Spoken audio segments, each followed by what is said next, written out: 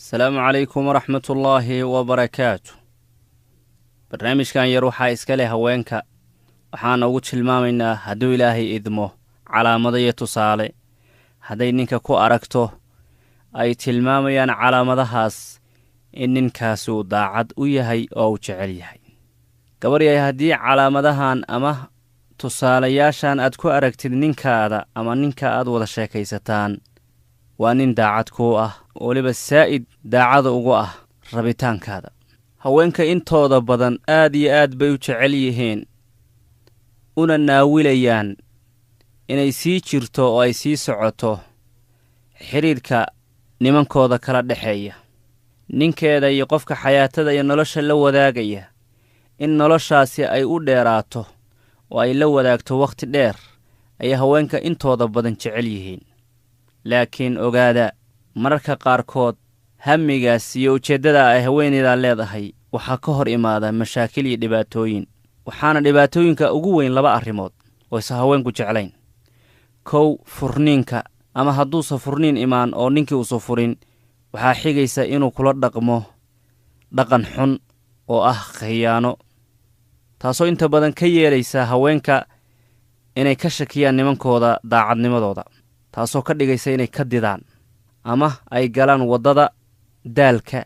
calaamadahan waxay jabinayaan gabaryahay shakiga qalbigaada ku jira ee tilmaamaya ninkaada ama ninkaad ku shukaansanaya daacad ma kuu yahay. calaamadaha kan ayaad ku ogaanaysaa biidnillaahi tabaaraka wa tacaala. calaamadda koowaad waxa weeye qoysaska Soomaaliyeed ama ragga iyo dumarka isqaba ee Soomaaliyeed dhexdooda laga yaaba inay caan ka tahay in ninka iyo xaaskiisa markay hawsha sariirta dhammaystaan inay kala cararaan ama midba meel u seexdo ayaa caan ka ah intooda badan. laakiin gabarya waxaa ogaataa ninkaada daacadnimadiisa inaad ku fahmaysid markaa hawshii sariirta dhammaysataan ogow ninkaada daacadda ku ah ee xiriirkaadaas jecel wuxuu u istaagaa markii hawshii gogasha dhammaato inuu ku madadaaliyo oo kuu sii sheekeeyo galmada kadib ilaa 30 daqiiqo ee uusan kaa daalayn. laakiin midkaan daacadda ku ahayn isla markiiba markii hawshu dhacdaba halkaasuu galgalanaya wuu kaa sii jeesanaya. midka daacadda ku ah waa kugu soo jeesanayaa wuxuuna gudagelayaa inuu kuu sheekeeyo kaa qosliyo kaaga sheekeeyo waxyaala aad jeceshahay. haweenkuna aad bay arrintaa u jecel yihiin ee ragow ogaada. marka calaamadda waa muhiim oo ah waxaad ku ogaanaysaa ninkaada inuu daacad kuu yahay galmada kadib hadduu dhabta ku saarto oo kuu sii sheekeeyo waa ninku jecel oo daacad ku ah ha iska sii dayn. calaamadda kale waxa weeye maalinta gudaheeda intaasoo jeer ayuu kula soo xidhiiraya ha ku soo arka ama ha kula soo xidhiiro ha ku soo waco dhowr jeer ayuu maalintii ku soo wacaya.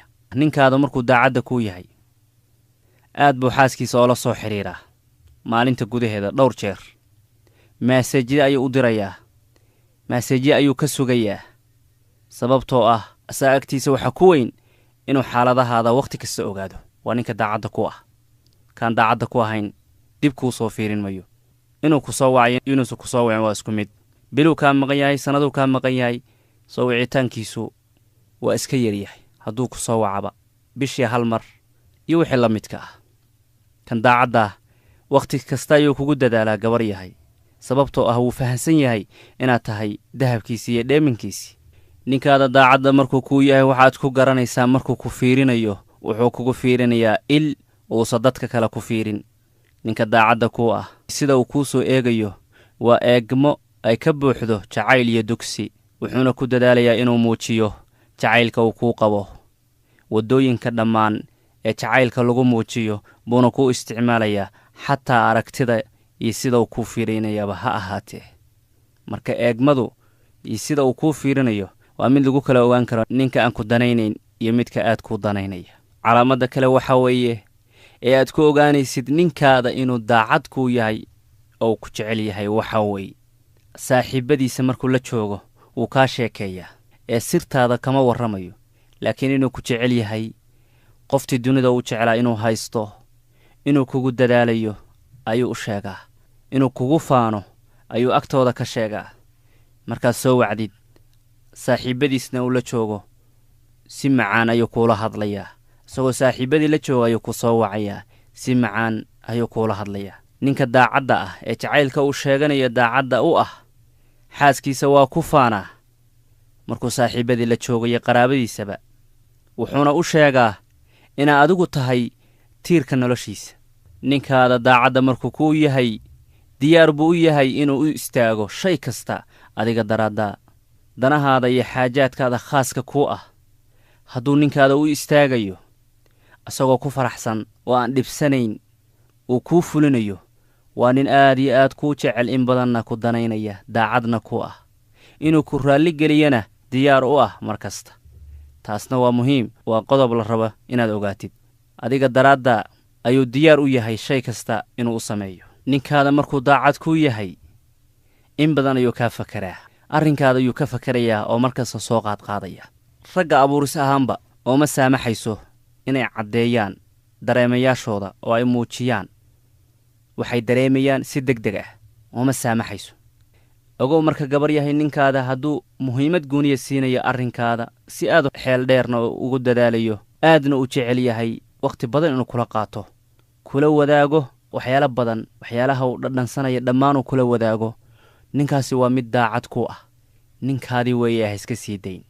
sababtoo ah raggu inay caddeeyaan mashaacirtooda iyo dareemayaashooda iyo jacaylka ay kuu qabaan waa ku adag tahay, dabci ahaan iyo abuuris ahaan.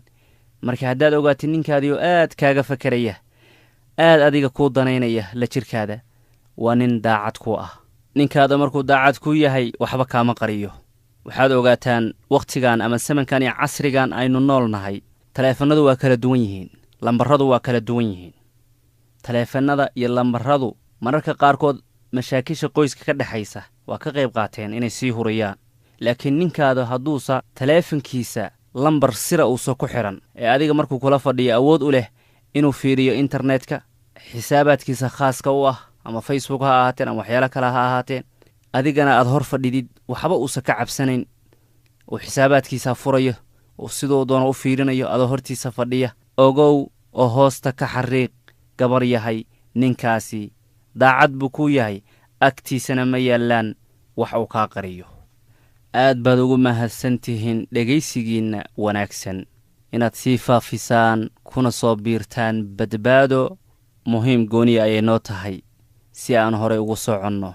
ujeedkeennuna waxaa weeye inaynu hagaajinno xiriirka annaga iyo ilaahay naga dhexeeya, iyo xiriirka annaga iyo dadka kale naga dhexeeya, gaar ahaan ninka iyo xaaskiisa xiriirka ka dhexeeya. ilaahay waxaan weydiisanaynaa tabaaraka wa tacaala labadii isjecel inuu ilaahay isku nagaadiyo oo jacaylka uu siyaadiyo iyo raxmadda. labadii isqabta iyo qoyskii balaanbal iyo dhibi ka dhex taagan yahayna inuu ilaahay ka dhex damiyo oo ilaahay isfahan wanaagsan uu dhex dhigo ayaan u baryaynaa tabaaraka wa tacaala. wax kalena barnaamijtaan oga hadli mayno aan ka ahayn inaan walaalaheen anfacno. sababta horaa waxaa loo yidhi daawo dabbaa ugu dambeeya. asalaamu calaykum waraxmatullaahi wabarakaatu.